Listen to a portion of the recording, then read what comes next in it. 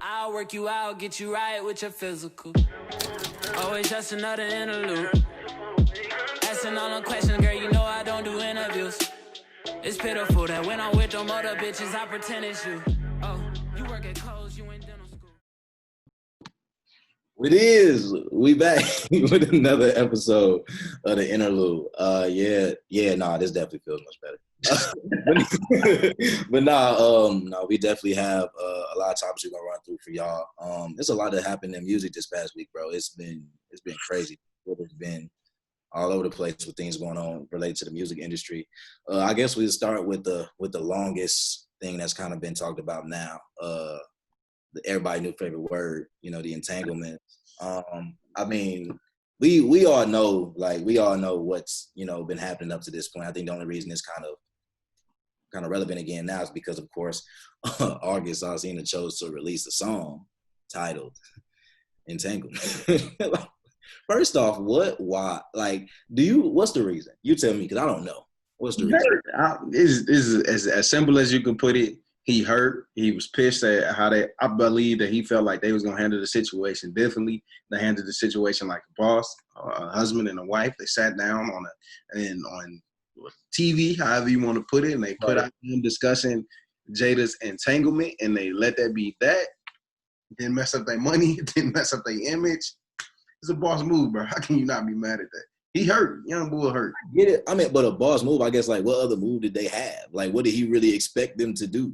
I mean, I don't know. I think it's important to note that August being hurt is not something we are trying to dismiss, like, especially as Black men. I think it's something to mention that, especially what Jada explained in terms of, them, the family even kind of taking him in, and whatever their relationship was, whatever the extent of that was, I think there was some, irresponsibility on Jada's end in the sense of understanding like what that may have done to him. And she spoke to how like she kind of gets her fix off helping people, and that's something that she had to work through in terms of being dependent on that.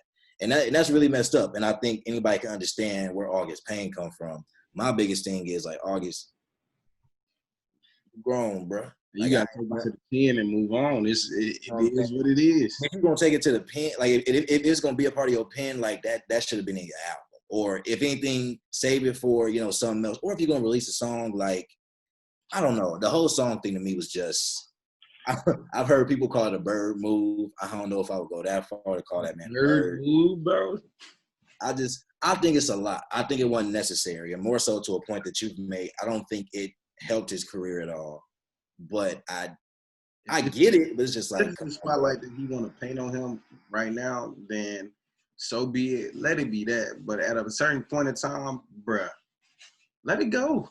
Let it go. Like that. That's my thing. I guess final thoughts would be like, I hope this doesn't become a thing. Like, I hope there's not gonna be no response track. We know that. But like, hey, if they do, that's gonna get crazy though. It's gonna get crazy. 2020 will real life be a wild year if we get Will do be rapping though, so I don't know. Will might have some bars for Ross, because Ross came with that.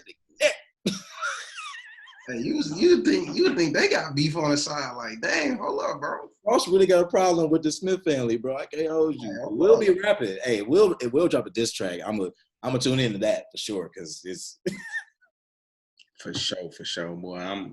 What'd you say the lyrics was? That boy Ross said, "Shawty leaning on my shoulder, got her questioning my real willpower. Jaded by her beauty, but her reputation real solid. Bar. Morning down the hallway, I can tell you how I feel about it. Caught up in the matrix, and I doubt if I can get up out of it." Bar. Hey, that boy, he been saving that in the vault for a minute. That boy got beef with him, man. Ross should have kept that energy and kept pushing on the tape. But that's holding the conversation for a whole nother day. Hold the conversation for a whole nother day. Okay, moving on to the next big thing in music. You keep calling them my mans. I don't know why. That's your mans. That's not. Tory is not, of all people, Tory is not my mans. Mm-hmm. I do rock with music, but the point is, everybody knows, Meg and Tory. Well, Tory got arrested. Then we found out Meg got shot. Then we found out there was some association between the two, essentially. Okay, there are conflicting stories. What do you honestly think could have happened? Or what do you think hasn't happened based on the things that have been put out there in the Twitter sphere. What I hope hasn't happened. I hope Tory bent up the ruler on Meg and actually shoot her. I hope not. Do you really think he would shoot her in the foot? Like, do you think he would shoot her in the foot though? Like intentionally? I'm gonna say I don't know what the man to do. I don't know what he'd do, but I hope not. Hey, that is. I know you seen Harlem Nights. I know you remember Harlem Nights. That's some petty ass shit. Yes. And maybe Tory is that petty. Maybe he is that petty. Maybe he isn't. But that is the story that I don't believe anything that has came out. Not till I heard from actually Meg and then actually Tory. It's just like, all right, these are the narratives that's put out. It ain't no so be it because somebody got shot, but I wish Meg nothing but the best on her recovery and her mental. And this is a traumatic experience, and as well as, good Tory is over there getting this case ready to fight. No, I mean, literally, brother got a whole ass court date on a gun charge. Like, that's not like at all. Like, it's not State versus Tory Lanez. Yeah, right. Niggas could definitely go to the slammer. But so my final question with that would be, I think like we've heard all the stories, we've heard all the possibilities, we've seen Meg speak in the sense of saying she's fine. She was shot, but she didn't really give much detail. Do you genuinely think that we'll get the story or get what happened? Because what I personally think is when you're dealing with celebrities like this, when you're dealing with people, especially like Meg and Tory are of relatively like high status. You know what I'm saying? So like and I'm high status in the sense of like you're not just finna find out any kind of information. And that's what I mean in terms of I feel like down the line after Meg has gotten time to get her mental together and fully get her thoughts in, as well as Tory know that, all right, this case is being handled and I can begin speaking, because if this is really about to be a case, he can't really speak too much publicly about what happened. You know what I'm saying? So I'm not expecting a response from him right now. Maybe months down the line, we'll probably get some clarity of what truly happened, and hopefully it's nothing of what the narratives has been coming out. You know what I'm saying? There's been a completely different story, and it's just like, all right, on both sides, they're good. And that's truthfully where I'm leaving it. I ain't trying to listen to the narratives and none of that. With narratives, it's like narratives are usually always formed, but never formed with all of the information for both sides of the story. So it's just it's very difficult and very unnecessary to really feed into those narratives. So, okay, next, this for real your mans though. This for real your mans though. But no, I feel like this is a very much needed conversation. So Kanye West, he's in the news for a lot. So like Ye is releasing an album Friday, right? So that's big news. I mean, musically, I don't think anybody's not excited for a Ye album. It's Ye. But I think when you talk about what he's been doing outside of music, the whole presidential campaign and especially the rally he had over the weekend and making the comment he said about, Harriet Tubman.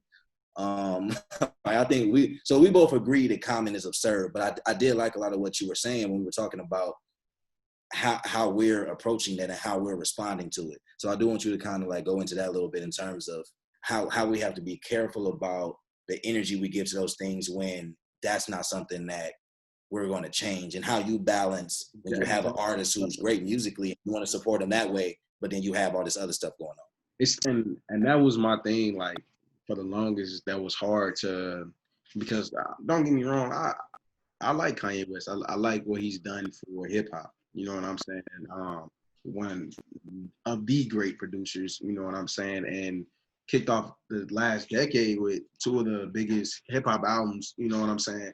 But my thing is, I think a lot of people get blinded by the fact that the things that he's talking about, this is somebody that's supposed to be a representation of who we are.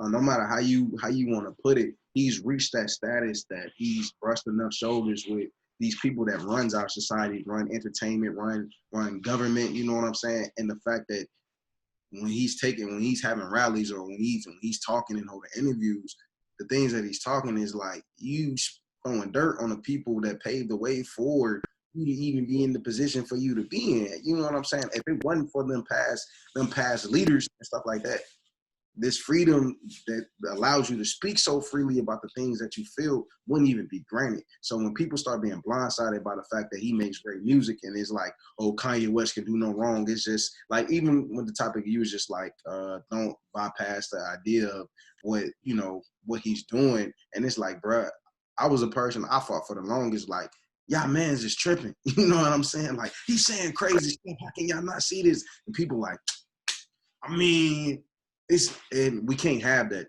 We don't have the time to be facing, all right, this is another president that can show, this is another person that can show that anybody can run for president of the United States. That's not the time that we at, bro. We don't need that. And I think people need to be more aware of what this could possibly do to our economy. You know what I'm saying? If they not smart and don't like, oh yeah, Kanye West running for president. Let's put him in office. No, bro. Like, do not do that, bro. Please do not do that. If you can see what these comments that you've been making for the past 4 years have been absurd, bro, it's like, yeah, he made good music, but this music is also feeling everything politically that he want to do. So it's just like, if you know this man not making good political standpoints, you're still feeling the pockets of. Yeah, and I think it's tough because I saw a tweet earlier where I think somebody said, you know, as Black men, how do we feel? How can we support Ye in his comments toward a Black woman? And how long are we going to allow things like that to be okay just because of the shoes and the music?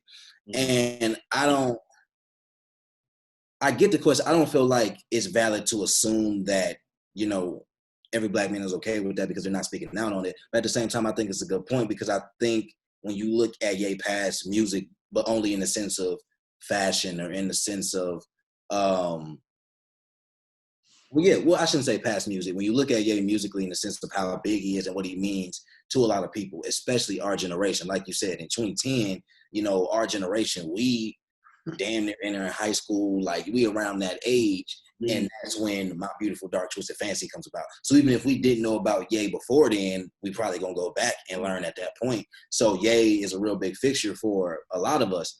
And I think sometimes it's hard, like, you know, when you have your favorite artist or artist you just have always kind of looked up to in a way, start saying these things and you don't know how to feel and how to respond. And I don't think that the music or anything like, you know, fashion related or anything like that is larger than what he's saying, especially when he makes it political and he's completely wrong, or especially when he's making statements that are completely absurd. But I think, again, that's just more of a conversation about mental health, honestly. And I mean, everybody has acknowledged that, you know, Kanye needs some form of help. And maybe Kanye is at a point where this is where he's at now. I think a lot of people associate him kind of taking this far left turn and being way more outspoken and somewhat on the side of not crazy. I don't want to use that word, but kind of just out there with his comments with the death of his mother. But I think sometimes that should be more the conversation, or at least the consideration when these things happen, not to justify what he's doing, but to stand that he's probably really not in a, you know, I don't know what kind of place he's in right now. It doesn't seem like he's in a good place. But the album could also be very telling. You know, the album could be very telling of where he's at. He may be showing a little bit more of himself on there, or he may just show his ass some more. We don't really know, you know, but that's kind of always been a mystery of Kanye. Like, that's been a mystery of Kanye for like the last 4 to 5 years, is that, you know. But yeah, do you have any final words on Ye? Bruh, be smart with these political moves that y'all make if y'all feeling like y'all gonna endorse Kanye, bruh. Cause do not write him in. Please. Look, I don't, at this point, yeah, I don't, like, I'm not extremely political, you know, but I do follow, I do know what's going on. And people should at the bare minimum know that all write-ins do is split. Like, it is honestly common sense. Like, write-ins don't do nothing but split the vote of the person you probably actually want to win. Like, you writing them in, especially like for shits and giggles, is not gonna get him in office. All it's gonna do is split the vote of actual deadlines to be a candidate to run. It's like, bro, this is not the time to play. Like, look at our economy now, what we've been through this year, and what could possibly be the outcome at the end of this year, bro. Ooh, or a plot twist. What if Kanye run Republican? I wouldn't put that past him. I wouldn't either. I wouldn't put that past him, bro. Ye damn near might run Republican. That's honestly wild as hell. But all blessings to Ye though, for real. Like, in all honesty, I really do hope like that. Not even calling this an episode. I just hope that he can move past this, whatever stage of life this is for him. Because I have no idea. I don't know if anybody does. Not even Kim or North or whoever. Hey. The whole family don't know. But next, somebody is retiring, bruh. Somebody is getting out of the game. Good old Brother Logic. Hey, guess what video I was watching yesterday? Brother Knowledge. Brother Knowledge. but Logic is retiring. How do you feel about Logic retiring? How do you feel about Logic as an artist, honestly?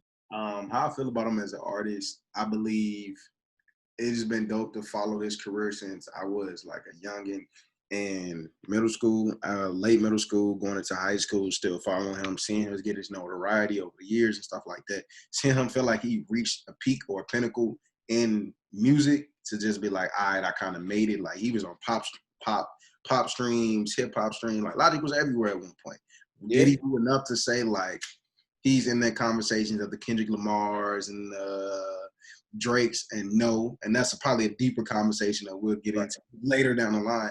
But I do love the fact that he's brought awareness to suicide in his music and other different topics. So I feel like that is a stamp that he's left, and he has a big following. Like, don't get it twisted. Logic has a very big following. You know what I'm saying? So, and as far as retiring, I think it's pretty dope that he's ready for the next challenge of it. I wouldn't even say a challenge, but the next chapter of his life, and it's been a father. Granted, you know, it looks like a lot of these artists are very excited about parenthood and the fact that he want to put down music for a minute and raise his child and not be on the road and stuff like that. That's dope. And you kind of see him like coming into this lane a little bit when he got married. You know what I'm saying? But it's just dope and at any time he can come back. That's the great thing about music and with retirement. Like you can come out of retirement with music anytime that you want. You know what I'm saying? I don't think this is a forever gone thing. And with this album that he's given us, I hope that it's just like he give us a lot.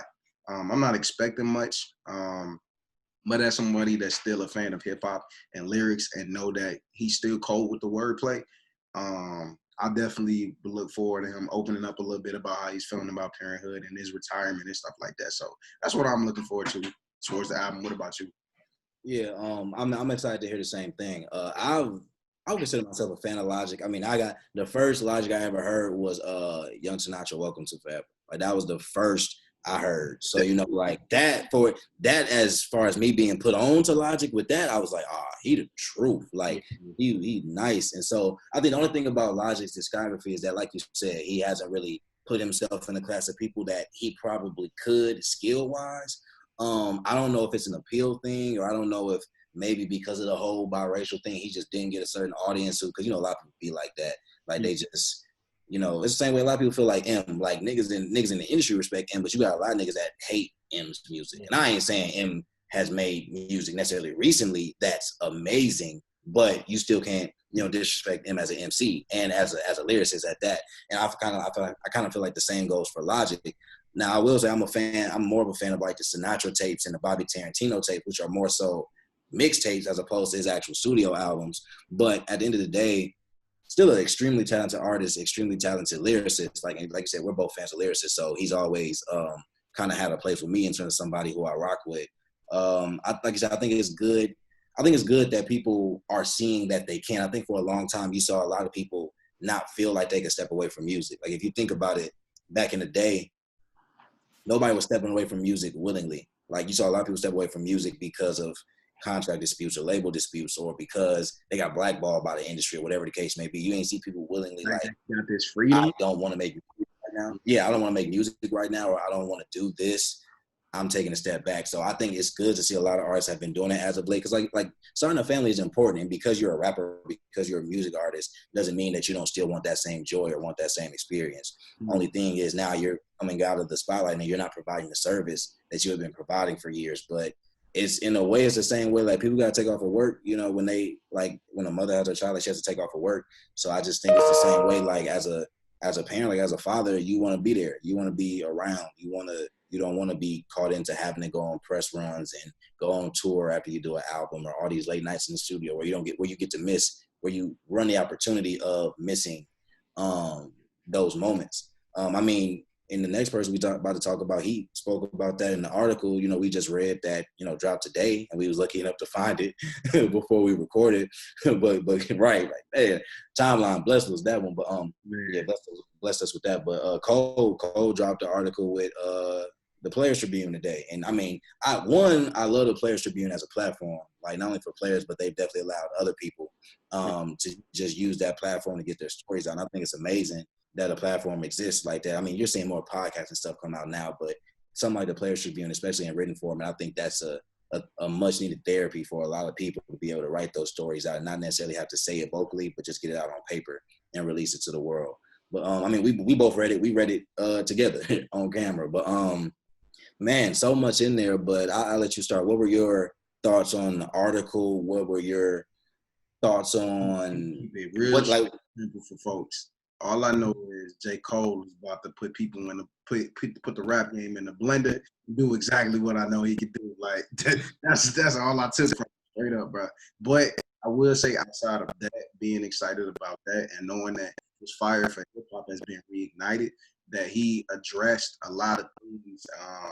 You know, he addressed a lot about his career, and he opened up about the fact that what he sacrificed to be where he at. You know what I'm saying? Like, that was a dope aspect to see, like, for the fact that that is one of my favorite artists. That he is my favorite artist, you know what I'm saying? And to understand, like, he gave us something that at that time he was, you know, working towards two things, and intentionally he could have went a whole different route than what he's doing now. And the fact that even at his age of 35, he's still aware. Like, I mean, you know, I didn't brush shoulders with these type of people and all this stuff like that. But the one thing that he loves to do, which is hip hop, rap, like, he's even more on fire about it, and even more on fire about the label of Dreamville and who's on it, bro. I'm excited, bro. I'm honestly, I read that and I was just like, as much as I want an album right now, I understand that he's been very meticulous and very, like, detailed with whatever he's gonna drop, or even with the camp drop. And the camp has been coming with it, but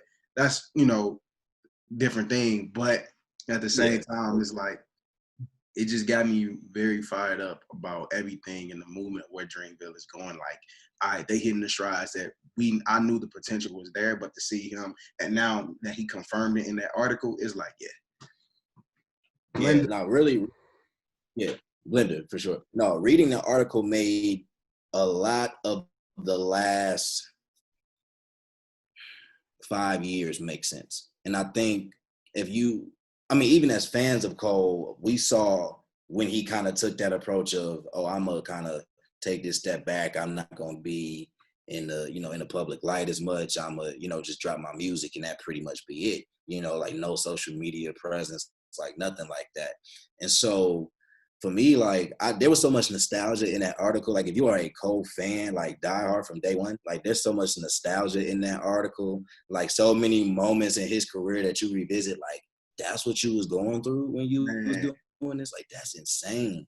But I think the biggest kind of inspiration from the article for me was, and maybe I relate to it as a hooper, but I would have never known that, like, that's a decision he felt like he had to make.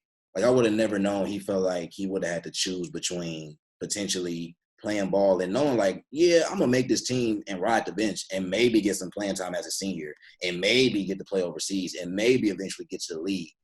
And, like, or I can rap and maybe get this record deal and maybe become exactly what I said I came here to do. And right, you know what I'm saying? It's crazy that you would just think, like, Cole would have always rapped, or you listen, like, Cole been rapping for forever, like, that was always his mission. But he legit had a whole nother dream, that he wanted to accomplish. And I feel like a lot of people hit that fork in the road that he talks about in terms of having to decide, like, am I going to put all this energy into this, or am I going to put all this energy into that? Like, which one is more important? Like, which one am I willing to lose? And they're both dreams. So it's really hard to say, like, one means more than the other, or you care about one more than the other, but one is ultimately stronger, you know. And of course, we're all glad that he went the route he did, you know, but I just think it's very, right. I just think it's very, man, the article was amazing, especially, you know, as a surprise. I know a lot of people, like you said, were expecting an album, but, you know, Cole's always been meticulous. And I appreciate him even more for that now, because like I see myself in the same light as being a meticulous person. Like there's a lot of things like that you always kind of like want to happen, and you look down the line to happen, and you don't know if that shit gonna happen or not, but you feel like you just have a feeling, you have faith that things are gonna fall in line. Right. I mean, that's how things happen with this. You know what I'm saying? Like both of us can attest to that. So, you know, it was just something that us being, you know, diehard Cole fans, it was very relatable, not only in being nostalgic about his career, but also just understanding that mentality. Because I feel like we both look at a lot of things that way, you know, as well, as we talked about like personal projects and stuff. So that, I mean, much more on, you know, Cole and stuff to come soon, but that's a little just a yes sir surprise to y'all. But that's that. Last but not least of our weekly topics. Last weekend, our boy, man, he gifted us with a three-song little EP, little tape, as you like to call them. You know, I like that saying, little tape.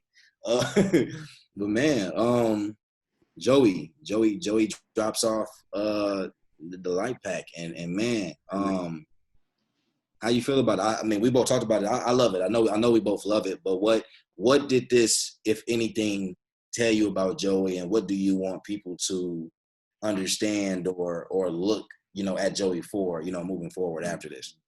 This tape, and the fact that it was only 3 tracks, it wasn't 5, it wasn't 8, 7, anything. He dropped a 3 tape. He ain't dropped music solely in 3 years, bro.